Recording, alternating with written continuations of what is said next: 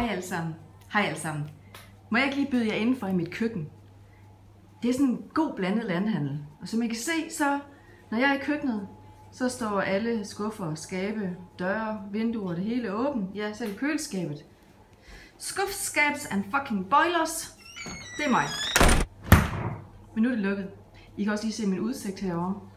Den kommer I til at se sikkert nogle gange. Det er jo ikke fordi jeg står i køkkenet hele dagen lang. Nej. Men nogle gange, så er der jo noget, en mor skal.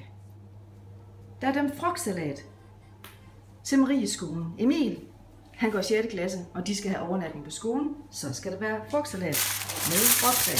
Så her, et stykke frugtsalatskål til 6 personer. I hope.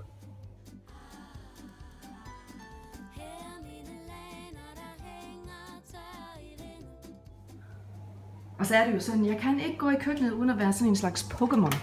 Ja, Pokémon. Sådan en, I ved, Pokémon. Kan I huske den? Sådan nogle, der udvikler sig. Sådan nogle, der er kanelkage. Nej, det passer ikke. Kaffekage i ovnen, for jeg skal til kor i aften. Og jeg har gået til kor i 2 år, og jeg har aldrig bagt endnu. Shame on you, Marianne. Og vi skal også have noget aftensmad, sådan må det være. Ja, sådan er det. God blandet landhandel. Alt muligt mærkeligt. Og snart, så bliver det grønt herude. Måske får jeg en græsplæne.